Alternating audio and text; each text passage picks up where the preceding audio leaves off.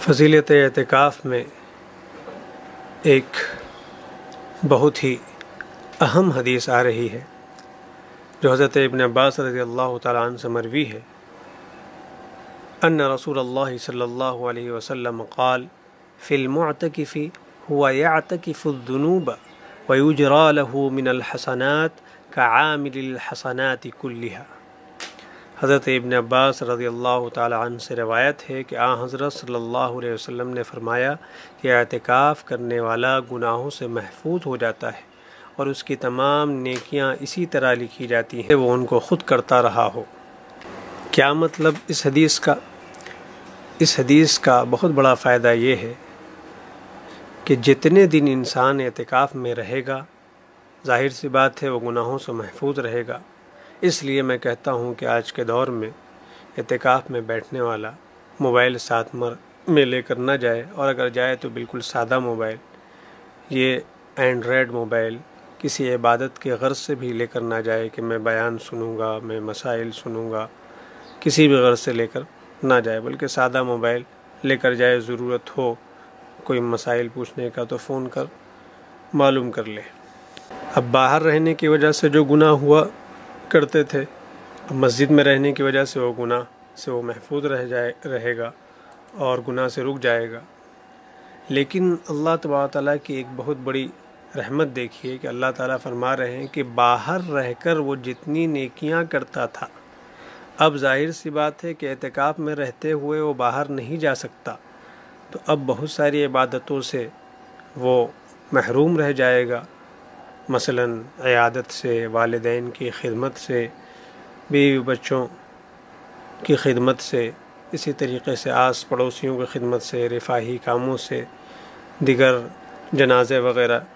میں شرکت سے، ان تمام چیزوں سے وہ کیا ہے، ان تمام چیزوں میں شریک نہیں ہو پائے گا۔ تو بظاہر تو ایسا معلوم ہوتا ہے کہ جب وہ شریک نہیں ہو پائے گا تو وہ ان عبادتوں کا ثواب کیسے حاصل کرے گا؟ تو اللہ تبارک تعالیٰ کی رحمت دیکھیے کہ معتکف ہر وہ کام جو مسجد سے باہر وہ نیکیوں کا کرتا تھا، تو اعتکاف کی حالت میں ان تمام اعمال کا ثواب بھی اسے ملتا رہے گا، اور یہ اعمال کی نیکیاں بدستور اس کے نامہ اعمال میں لکھی جاتی رہیں گی اور اس پر اس کو ثواب ملتا رہے گا۔ وہ مریضوں کی عیادت کرتا تھا، یا کوئی شخص مریضوں کی عیادت کرتا ہے تو اس کا ثواب اسے ملے گا، تیمارداری کا ثواب ملے گا، غریبوں کی امداد کا ثواب ملے گا، کسی عالم بزرگ کی مجلس میں جایا کرتا تھا اس کا ثواب ملے گا، تعلیم و تبلیغ کا ثواب ملے گا، اور اعتکاف کی وجہ سے جو بھی کام نیکیوں کے وہ کرتا تھا تمام ثواب اسے ملیں گے۔ تو یہ بہت بڑی فضیلت کی بات ہے، طرف سے بہت بڑی رحمت ہے کہ انسان اعتکاف نہ کرتے ہوئے، مطلب اگر گھر میں رہتا ہے تو بہت ساری نیکیاں اس کے باوجود بھی نہیں کر پاتا ہے، لیکن جتنی بھی نیکیاں مسجد کے باہر کے اعمال میں ہیں سب کا ثواب اس کے نامہ اعمال میں لکھا جا رہا ہے۔ تو دیکھیے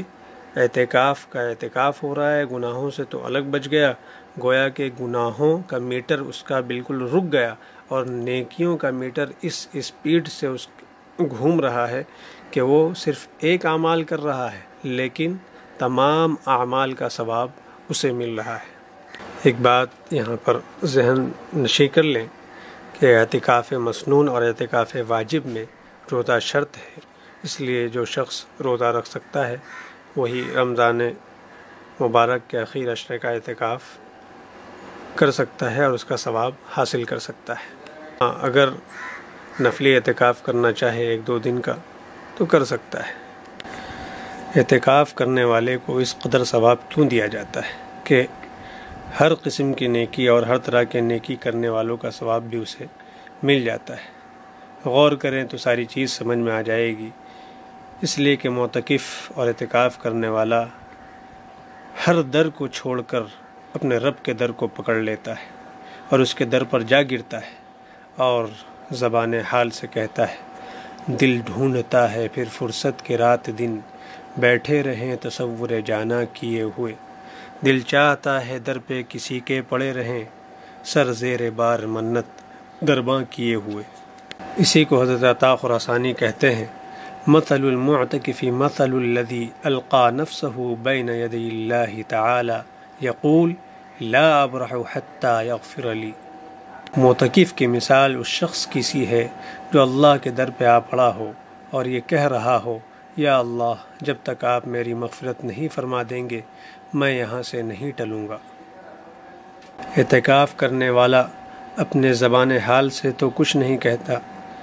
اپنے زبان قال سے یعنی اپنی زبانی تو کچھ نہیں کہتا، لیکن زبان حال سے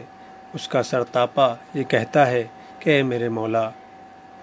میں تیرے دروازے پر ہمیشہ کھڑا رہوں گا اور اپنے تمام مقاصد حاصل ہونے، مصیبتوں کے دور ہونے اور اس کا قرب حاصل ہونے کا سوال کرتا رہوں گا، اور اس کے لیے اپنے عزیز بھائیوں بلکہ اصلی قرابت داروں سے الگ رہوں گا یہاں تک کہ وہ میرے گناہوں کو بخش دے، اور ہر قسم کی چیزیں باہر کی جو ضروریات ہیں، دوستوں میں بیٹھنا اٹھنا، سب کو چھوڑ کر تیرے در پر پڑا رہوں گا یہاں تک کہ تو میرے گناہوں کو بخش دے، جو کہ اللہ تعالیٰ سے میری دوری اور مصیبتوں کے نازل ہونے کا سبب ہے، یہ گناہ جو مجھے تجھ سے دور کرتے ہیں۔ پھر وہ اپنے احسانات مجھ پر جاری فرمائے جو اس کی تو اپنے احسانات مجھ پر جاری فرما جو تیرے شان کریمی کے شایان شان ہے، اور مجھ کو ایسی عزت بخش جو تیری حفاظت کے ٹھکانے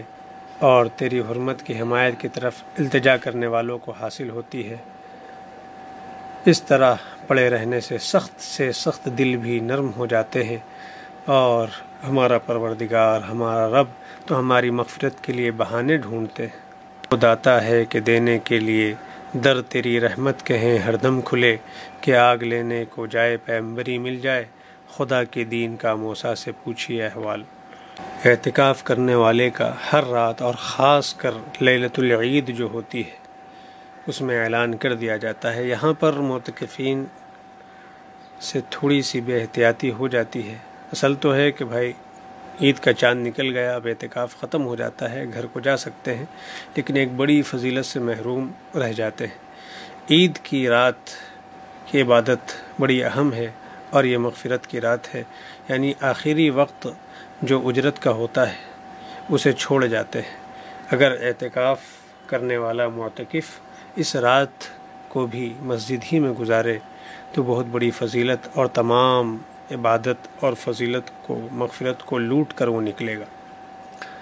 ایک حدیث میں ہے کہ اللہ تعالیٰ کو شرم آتی ہے کہ ان کا بندہ ان کے سامنے اپنے ہاتھوں کو پھیلا کر خیر کا سوال کرے، پھر اللہ تعالیٰ ان ہاتھوں کو ناکام اور خالی لوٹا دے۔ حدیث کے الفاظ یہ ہیں، ان اللہ یستحی ان یبسط الیہ عبدہ یدیہ یسألہ بہما خیرا فیردہما خائبتین۔ الہ آبادی رحمۃ اللہ علیہ کا بڑا ہی اچھا شعر ہے، خدا سے مانگ جو کچھ مانگنا ہے اے اکبر، یہی وہ در ہے جہاں آبرو نہیں جاتی۔ تو اعتکاف بڑا ہی اہم عمل ہے اور بڑی ہی اہم عبادت ہے، ہر طرح کی عبادت کو شامل ہے، اور اللہ کی محبت، اللہ کی رضا کے حصول کا سب سے آسان ذریعہ ہے۔ اپنی اور اپنے گھر والوں اور تمام کے لیے جو کچھ مانگنا ہے اس کے مانگنے کا بڑا ہی سنہرا وقت ہے۔ ان آفات اور مصیبت کو ٹالنے اور اس سے اللہ تبارک تعالیٰ کو دور کرنے کی دعاؤں کا بڑا ہی اہم وقت ہے۔ اللہ تبارک تعالیٰ ہم میں سے ہر ایک کو اس عبادت سے فائدہ اٹھانے اور اس عبادت گزرنے کی قوت و طاقت عطا فرمائے۔ وآخر دعوانا الحمد للہ رب العالمین۔